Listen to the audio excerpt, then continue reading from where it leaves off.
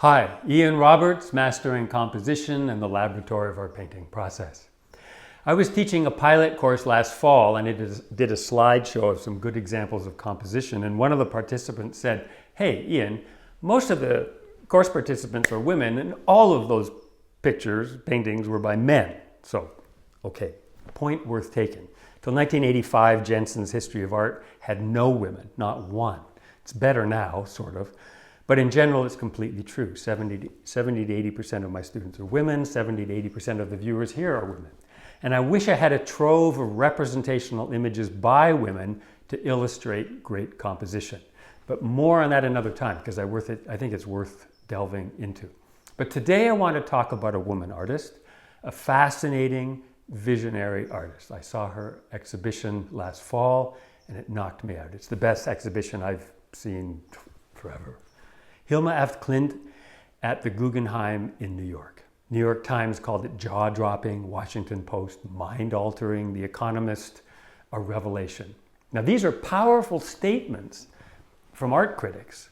So much of what they review week after week, it's clever, it's ironic, it's reactionary. Klint's show came from somewhere, deep, authentic, unarguable, and people knew it.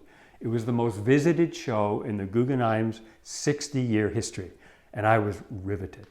So a couple of specifics. She was Swedish, born in 1862, and earned a living as a portrait and landscape painter until she started doing these works I'm going to talk about in her 40s. She was really a mystic and said she was pretty much told by some higher being to do these paintings. There was I think there was 193 of them over a few years. And I don't want to dwell on it really, but she did these large abstract paintings in 1906, 10.5 feet tall. In the 30s, Kandinsky claimed he had painted the first abstract painting in 1913, and it was, this big. So you just feel in looking at them, she's almost giving expression to a mystic truth, and painting just happened to be the best means to do it. So let's have a look at a few of the images now, and perhaps you'll see, even in reproduction, maybe something of what I saw. So this is one of her paintings. Now left to myself looking at that, I'm not sure I would like it or whether I'm enthralled with it. That painting is 10.5 feet tall.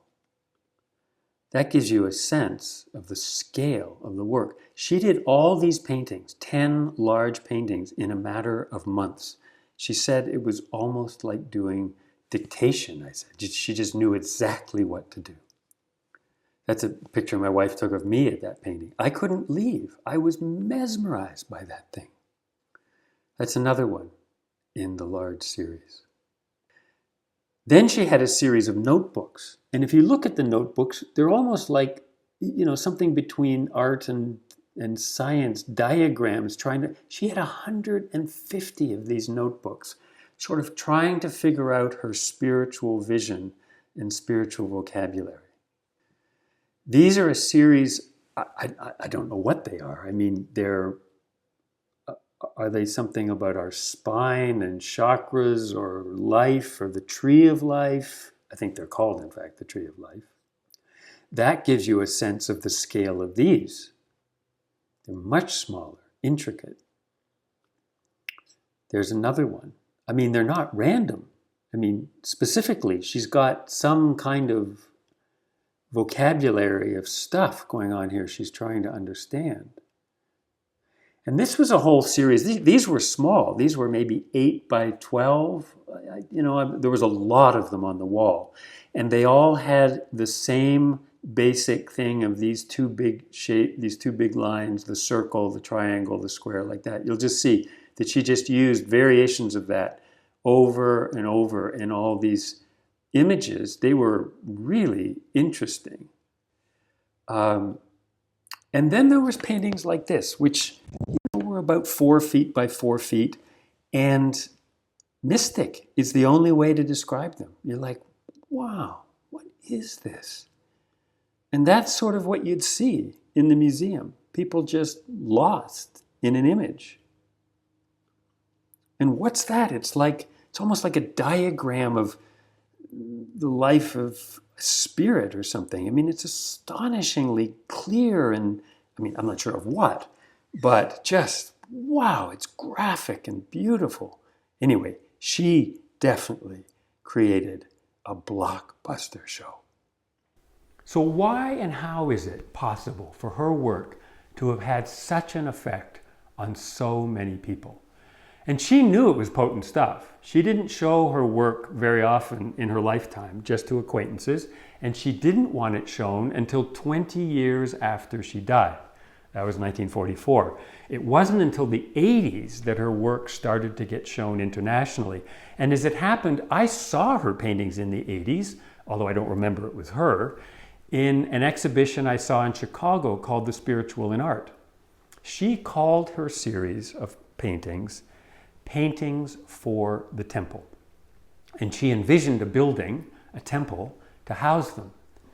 Thelma Golden, the curator of the Studio Museum in Harlem, she said that while that show was going to the Guggenheim, it felt like going to church. So why did so many people experience that exhibition with such depth? So here are my thoughts. The word museum, in fact, means the temple of the muses. And the muses are the daughters of Mnemosyne, the goddess of memory. And memory of what? Well, a mystic would say our memory of our spirit or our soul. Of course, life's endless details and pressures may cloud that out of our awareness, but art can, at its best, remind us. It can reconnect us. The root of art is R, to join. And that is what her work does. It isn't an art show. It uses art to remind us, our memory, of who we are. There's a pretty good documentary on her work. I've posted the link below. Please do subscribe to this, and if you want to get an email with it every Tuesday, you can sign up down below. I'll see you next week. I hope everything's well in your world. I hope you're happy and well and creative. And bye for now. I'll see you next Tuesday.